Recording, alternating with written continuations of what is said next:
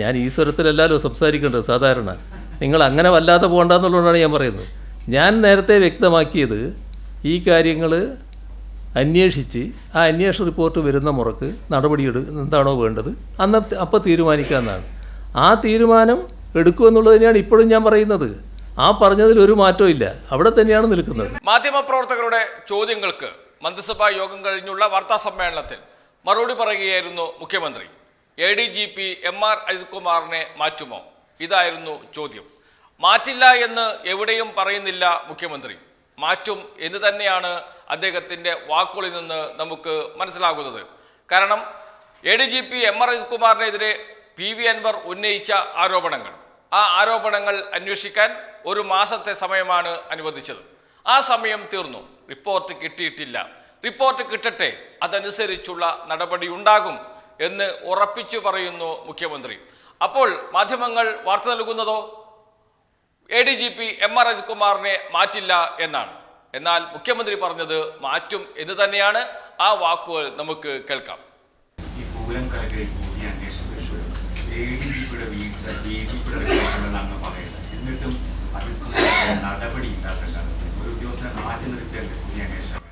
അതിലിപ്പോൾ ഉണ്ടായ സംഭവം ADGPയുടെ റിപ്പോർട്ടിൻ്റെ ഭാഗമായി ആ റിപ്പോർട്ട് DGP ഗവൺമെൻറ് നൽകുക.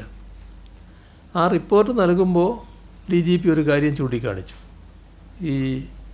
ഇദ്ദേഹം അവിടെ ഉണ്ടായിരുന്നു, അവിടെ എത്താതിരുന്ന കാര്യം. അത് ഒരു പരിശോധനയുടെ ഭാഗമായിട്ടല്ല. അപ്പോൾ പരിശോധന നടക്കണം. അതുമായി ബന്ധപ്പെട്ടുള്ള പരിശോധന നടന്ന് എന്താണ് ഉണ്ടായ വീഴ്ച എന്ന് കൃത്യമായി കിട്ടണം. അതിനാണ് അദ്ദേഹത്തെ തന്നെ ചുമതലപ്പെടുത്തുന്നത്. DGPയെ തന്നെ. ADGP ആണ് ഈ പറയുന്ന ചുമതല നിർവഹിച്ച ആൾ എന്നുള്ളത് കൊണ്ട് ആ ചുമതലയിൽ വീഴ്ച വന്നിട്ടുണ്ടെങ്കിൽ അതുമായി ബന്ധപ്പെട്ട പരിശോധനയിലൂടെ കാര്യങ്ങൾ റിപ്പോർട്ട് ചെയ്യാനാണ് ഇപ്പോൾ ആവശ്യപ്പെട്ടിട്ടുള്ളത്. എന്നാൽ നമ്മൾ ഓർക്കേണ്ട ഒരു കാര്യം, നിങ്ങളെല്ലാം തന്നെ റിപ്പോർട്ട് ചെയ്തുകൊണ്ടിരിക്കുന്നൊരു കാര്യമുണ്ടല്ലോ. ഇപ്പോൾ അല്ല, നേരത്തെയുള്ള ആരോപണങ്ങളുമായി ബന്ധപ്പെട്ടുള്ള റിപ്പോർട്ട് അത് ഈ ദിവസങ്ങളിലേക്ക് ലഭിക്കേണ്ടതാണ്. ഏകദേശം 1 മാസത്തെ സമയമാണ് അതിന് അനുവദിച്ചിരുന്നത്. അതെ, നിങ്ങളൊക്കെ തന്നെ റിപ്പോർട്ട് ചെയ്യുന്നുണ്ടല്ലോ ഇന്നൊക്കെയാണ്.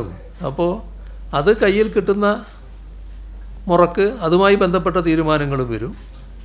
ഇതുമായി ബന്ധപ്പെട്ടുള്ള പരിശോധനയും അതിന് റിപ്പോർട്ടും വരികയും ചെയ്യട്ടെ. അതാണ്. അല്ല, നിങ്ങളെ വീണ്ടും ഉദ്യോഗസ്ഥ തലത്തിലുള്ള ഒരു അന്വേഷണം വരുമ്പോൾ ആ അന്വേഷണത്തിന് എത്രമാത്രം വിശ്വാസ്യത ഉണ്ടാകും, അത് എത്രമാത്രം നിഷ്പക്ഷമായി നടക്കുമെന്നുള്ളതിനുള്ള ഉറപ്പാണല്ലോ ഇതൊക്കെ. അദ്ദേഹത്തിൻ്റെ കീഴിലുള്ള ഒരു ഉദ്യോഗസ്ഥനാണ് അന്വേഷിക്കുന്നതെങ്കിൽ നിങ്ങൾ ഈ പറയുന്ന തരത്തിലുള്ള ആശങ്കയുണ്ടാവും. അദ്ദേഹത്തിൻ്റെ മേലെയുള്ള DGP ആണല്ലോ അന്വേഷിക്കുക. അപ്പോൾ DGP തന്നെ അന്വേഷിച്ച് റിപ്പോർട്ട് നൽകുകയാണല്ലോ വേണ്ടത്. അപ്പോൾ DGP ഇപ്പോൾ ഒരു പരിശോധന കൂടാതെയാണ് റിപ്പോർട്ട് നൽകിയത്.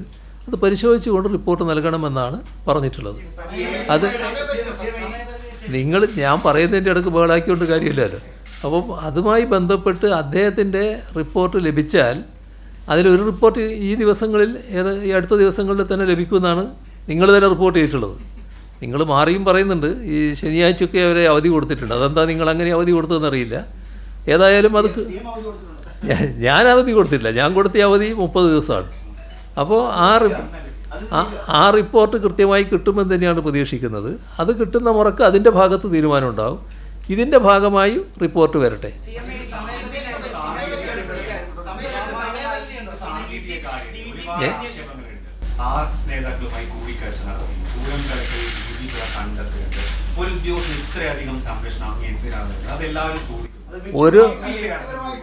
ഇത് സംരക്ഷണത്തിൻ്റെ പ്രശ്നമല്ല.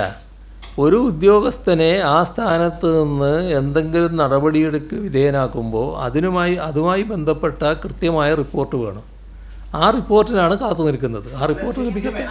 വ്യക്തിപരമായി ഇത്തരം കാര്യങ്ങൾ വിശ്വസിച്ച് ചെയ്യുന്ന ഒരാളല്ല, വളരെ കർശനമായ നടപടിയെടുക്കുന്ന ആൾ. പക്ഷേ ഈ അജിത് കുമാറിന്റെ കാര്യത്തിൽ ഒരു റിസർവേഷൻ പോലെയാണ്. കാരണം രാഷ്ട്രീയ ബോധ്യത്തിൽ ADGP RSSമായി കൂടിക്കാഴ്ച നടത്തി തെറ്റെന്ന് പോലും അങ്ങ് പറയുന്നില്ല. പറഞ്ഞ കാര്യം ഞാൻ നേരത്തെ പറഞ്ഞിട്ടുണ്ട്. അത് നിങ്ങൾക്കെല്ലാവർക്കും ഓർമ്മയുള്ളതാണ്. അത് അന്വേഷണ റിപ്പോർട്ട് വരട്ടെ. ആ റിപ്പോർട്ട് വന്നതിന് ശേഷം എന്താണ് തീരുമാനമെടുക്കേണ്ടത് അന്നേരം ആലോചിക്കാമെന്നാണ്.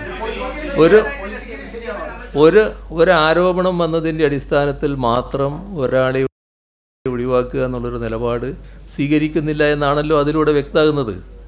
അത് ആരോപണം സംബന്ധിച്ച് അന്വേഷിക്കാനുള്ള അതിൻ്റേതായ നിയതമായ സമ്പ്രദായങ്ങൾ നമുക്കുണ്ട്. ആ സമ്പ്രദായം പ്രകാരം അന്വേഷണം നടക്കട്ടെ. അന്വേഷണം നടന്ന് റിപ്പോർട്ടുകൾ വന്നാൽ ഫലപ്രദമായി നടപടികളിലേക്ക് കടക്കും. നിങ്ങൾ മനസ്സിലാക്കേണ്ടത്, നിങ്ങൾ എല്ലാവരും കൂടി പറഞ്ഞാൽ ഇത് ആർക്കും കേൾക്കാൻ പറ്റില്ല.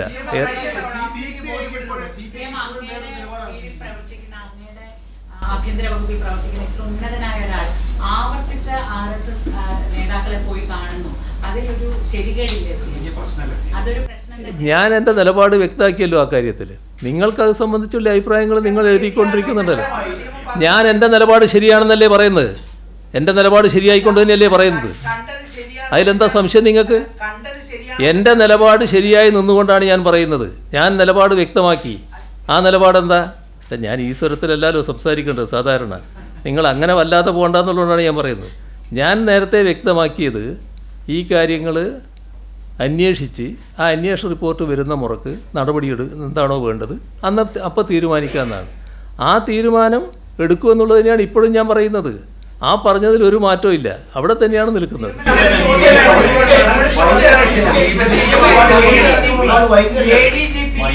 അത് നിങ്ങൾക്കുള്ള അഭിപ്രായം നിങ്ങൾ എഴുതിക്കൊണ്ടിരിക്കുന്നത്. അത് നിങ്ങളിപ്പോൾ ഇവിടെ ആവർത്തിക്കുന്നല്ലേ ഉള്ളൂ.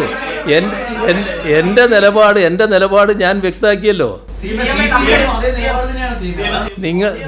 നിങ്ങളെല്ലാവരും എഴുതിക്കൊണ്ടിരിക്കുന്ന കാര്യങ്ങളുണ്ടല്ലോ. ആ എഴുതിക്കൊണ്ടിരിക്കുന്ന കാര്യങ്ങൾ തന്നെയല്ലേ നിങ്ങളിപ്പോൾ ആവർത്തിക്കുന്നത്.